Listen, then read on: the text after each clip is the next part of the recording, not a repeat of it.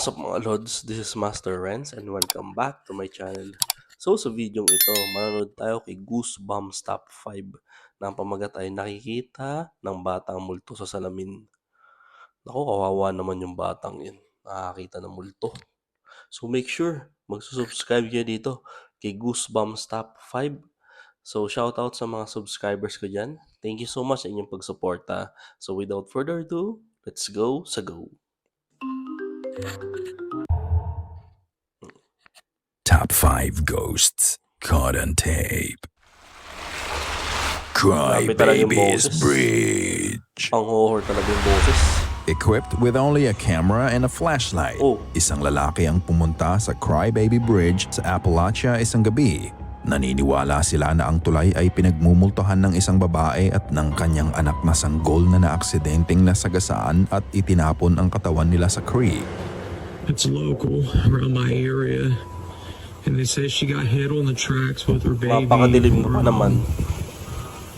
Or her body was dumped right there in the creek. Madilim at spooky ang lugar at ng oras na yon, isang bagay ang mangyayari na puputol sa katahimikan ng gabi. Ang sabi ng mga lokal dito, minsan kapag dadaan ka sa tulay, bigla na lang magpapakita ang kaluluwa ng babaeng nasagasaan o hindi kaya ay maririnig mo ang iyak ng isang sanggol. Nang simulan niyang pasukin ang tunnel, dito na nangyari ang nakakapangilabot na bagay. This is spooky. Oh, ayun na. Gagi, may bata nga. Right.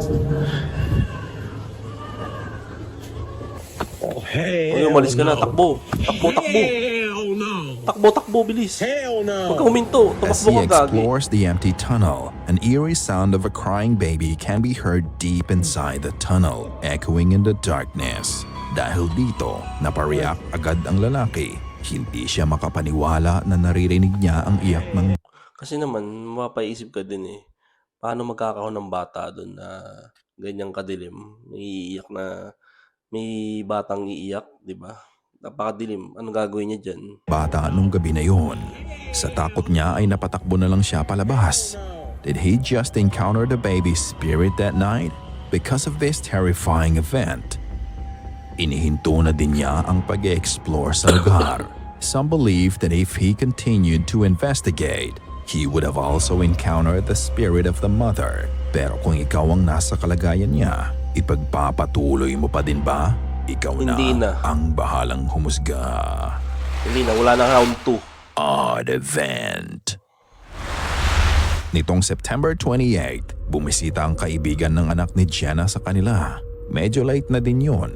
Mag-alas 12 na ng gabi kaya nagpaalam na ang kaibigan ng anak niya. There's nothing unusual here. Sa CCTV, makikita mo ang kaibigan na nagpaalam sa kanila at naglakad ito papunta sa kanyang kotse. For her safety, pinanood nila ang kaibigan na makasakay sa kotse. However, bago pa siya makasakay, they noticed something very strange. Ito ang kanilang nakita. So this is a video of my daughter's friend, and she's leaving. It was about midnight, and she's going. We checked the Ring camera because we were like, "What the heck? It's midnight." And then we seen this, which is coming from the right side of the screen, and we were like, "What the fuck was that?" So, then you can see her. Bakit doon siya dumaan? Kumaliwa. Pwede naman siyang dumiretso, di ba? Papunta sa sasakyan niya. Parang weird nung eksenang to ah. She's getting in her car. She did not see anything. What the fuck was that? Sa kanang bahagi ng screen, isang strange figure ang bigla na lang lumabas sa likod ng halaman. Mabilis ang galaw nito at parabang nag-glide lang from right to left. Kung ano man to, it seems like it's going toward her daughter's friend, but strangely, when they asked her the next day, wala naman daw siyang nakita o nakasalubong noon. It could be debunked as a bug or an insect. Pero ano sa tingin nyo? Is it just a bug or is it something else? Ikaw na ang magpasya. Parang fairy ah. Cleaning Day. Isang ordinaryong araw para kay Belle. Off siya sa trabaho kaya naglinis siya ng bahay. Masaya pa siyang nagva-vacuum noon. Napapaindak pa nga siya sa tunog ng musika. Sana all masaya. However, while she's cleaning, a strange event happens that would leave her stunned. This is the video.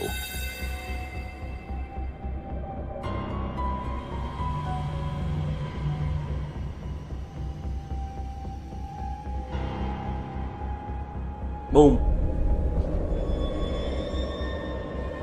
Oh, napahinto siya oh. Makikita mo na abala siya sa kanyang ginagawang paglilinis habang vina-vacuum niya ang rug. Bigla na lang tumupi ng mag-isa ang bottom left corner nito. Dahil nga dito ay napahinto siya sandali sa ginagawa niya at napatitig na lang sa nangyari. Ang nakapagtataka pa, kung titignan mong mabuti, ang wire sa vacuum ay malayo sa parte ng rug na yon. Sa itsura ng pagtupi nito, as if someone or something pulled the rug from that spot. Although napahinto siya sandali para magmuni-muni kung ano ang nangyari, pagkatapos nun ay nagpatuloy pa din siya sa paglilinis. Pero ano sa tingin niyo ang nangyari? Is someone playing a prank on her? Or is it a work of a ghost? The Mansion. Isang grupo ng magkakaklase ang pinuntahan ang Molo Mansion sa Iloilo isang gabi. Ay, dito sa Pinas Nagpunta sila doon sa kanilang late night shoot at para makita na din ang nakakamanghang historic building. Isa sa kanila ang nag-video sa gusali at dito may nakunan silang hindi maipaliwanag. Salamat mata ko. Kasi bumiran. Oh, sumaha. Oh. Kaya hindi pala ka mo magbutang sa sang. Pero ano nag-open? Hindi nakita. Ito yung black na sa may tunga daw. Sa babaw. Na-videohan ko. Baw. Dira gani usap. Yung madilim mo, parang walang tao. Tignang mabuti ang nangyari sa pinto sa second floor ng mansion. Ang pinto ay bigla na lang nagsara ng mag-isa at muling bumukas ng napakabilis. Kasi kung may tao dyan, para sa akin, makikita kahit gano'n kalayo. Makikita yun sa camera. Pero dito sa nakikita sa video, walang tao. O patay lahat ang ilaw. So, sinong gagawa niyan dyan, di ba? Mapapansin mo na walang ilaw sa loob ng mansyon bukod sa mga Christmas lights na nakasabit sa labas nito. Wala ka din makikitang tao sa loob ng gusali. Naggulat na nga lang ang magkakasama sa nasaksihan nila at napatanong na lang kung ano ang nangyayari. Sino o ano ang may kagagawan sa pagsara at pagbukas ng pinto nito? Did they just witnessed something paranormal that night? Naniniwala ka ba na haunted ang Molo Mansion sa Iloilo? Ikaw na ang bahalang humusga. Grabe talaga ang boses ni Goosebumps. Oh. Although ang ganda nga, nakakatakot siya. At the same time nga, magaling siya mag-explain. Galing mag-English. Di ba? Detail by detail. Para sa akin na detail by detail yung pag-explain ni Goosebumps. Night Terror. Ito ang dahilan kung bakit dapat mong paniwalaan ang iyong anak kapag takot na takot silang nagigising sa kalagitnaan ng gabi at sinasabing may nakikita silang hindi natin nakikita. Ganito ang nangyari sa mapapanood niyong video. Madalas na nagigising ang anak ni Aaliyah tuwing madaling araw. All this time, ang akala nilang mag-asawa, nasa isip lang ng anak nila ang nakikita niya. Kaya tuwing magkakaroon ng ganitong events ang anak nila, nire-record nila ito para maipakita sa doctor ng bata. Ngunit isang beses sa pagbivideo nila, isang terrifying event ang nangyari which makes them believe that there's really something else going on. Isang gabi, humahagulgol na umiiyak ang anak nila nang magising ito. May bata to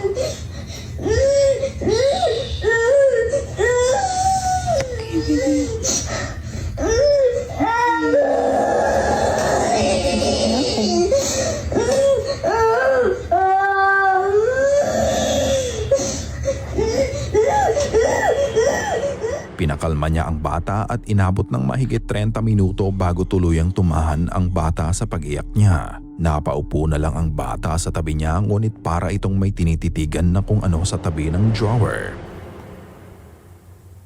I'm scared. Kawawa naman talaga. Don't be scared, baby.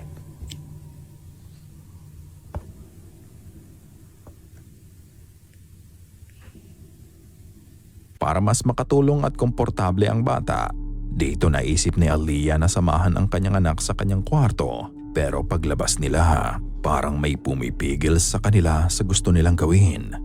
Sa paglabas nila ng kwarto, kusa na lang unti-unting nagsara ang pinto ng mag-isa. Para hindi mas matakot ang bata, ang sinabi niya sa anak niya, ito ay nagsara ang pinto dahil sa vent. Come here, Pickle. Come here, Pickle.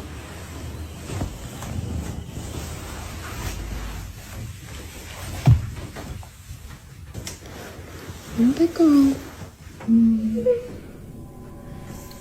It's okay. There's the vent right there, baby.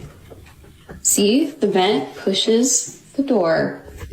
You're fine, okay? Hindi event yun. Hey, big girl? Don't be scared. Just remember, baby Lenny's here, mommy's here. We all can be together. Pagdating nila sa kwarto ng anak niya, another strange horrifying event occurred na kahit mismo si Aaliyah ay natakot. What's wrong, Cora? Sweetie, what are you afraid of? Itong kwento na to kahit ilang beses ko na napanood, nakakatakot talaga. You're scaring me, honey. I don't see anything. Ayan na. Boom! Takbo, sige. Hindi makapasok ang anak niya sa sarili niyang kwarto. Takot na nakatayo sa labas ng pinto na nakatitig sa bintana at itinutok nga niya ang camera sa bintana. Kusa na lang nagsara ang mga blinds nito. Dito nga ay napasigaw at napatakbo na lang sila. Maririnig mo ang pagkagulat sa boses ni Aaliyah dahil sa kakaibang pangyayaring naganap mismo sa harapan niya. Ang paliwanag niya ang blind sa bintana ay hindi magkakakonekta. Hindi ito the remote at hindi din ito tulad ng ibang blinds na magsasara o magbubukas gamit lamang ang iisang tali. Her blinds do not have any remote or electronics. We just open them back up so I could show you. You have to be physically standing by the blinds in order to close them like this. There is no wires or anything like that. There's no way this could be battery powered or anything. They just close on their own. And also, all four of them close at the exact same time. There's no way that's possible because you have to touch it and close it like that. Ang sabi niya, hindi pwede magsakado yun ng sabay-sabay kasi kung isasakado yung blinds na yun, isa-isa. So, imposibleng magsasakado talaga daw yun ng sabay kasi manual, hindi siya di baterya. As in, manual lang siya kung sasakado. O doon, nang reviewin niya ang video, she came to realize that what moved the door that night was not the vent, but something else entirely. Ipinakita niya na kahit bukas ang vent, hindi nito kayang pagalawin ang pinto. So, the AC was not on when the door closed. Hindi nga kaya ng vent yan. It's very loud. And you can hear it coming from the vent. The air vent could not have pushed this door closed in that other video because the air was not on, the AC was not on. So what do you think really happened that night?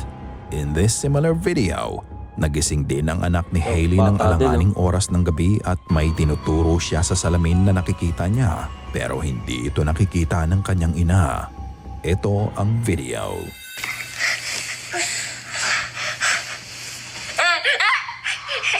What is it? Kawawa naman. Baby, there's nothing in here. There's nothing in here. Okay, I don't see it.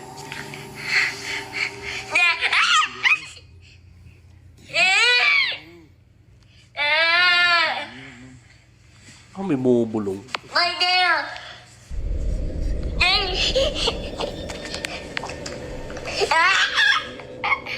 Halatang may kinatatakutan ang bata sa nakikita niya.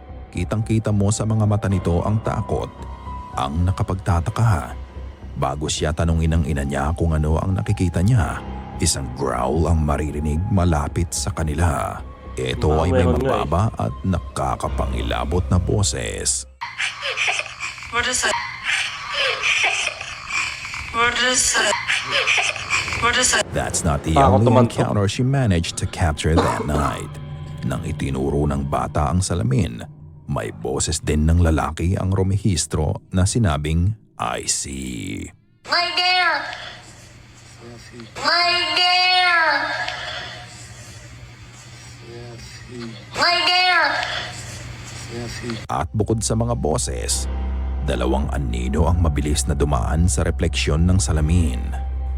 Mabilis ang pagdaan nito at malinaw na hindi ito anino ng mag-ina. Makikita mo ang kamay ng bata na nakaturo sa salamin at doon biglang lumabas ang mga anino. Ito nga kaya ang nakikita ng bata na kinatatakutan niya? Kanino kayang boses ang narinig sa camera? Ngayon, masasabi mo pa bang nasa isip lang ng mga bata ang nakikita nila o meron talaga silang nakikita? Just like before, nasa iyo Kapag ang bata kasi, lagi ko sinasabi yan, sila yung lapitin ng mga entity. Yung mga bata talaga. o ang pagpapasya. Ikaw na ang bahalang humusga. Sana'y kinilabutan ka sa mga Yun, nakatapos din.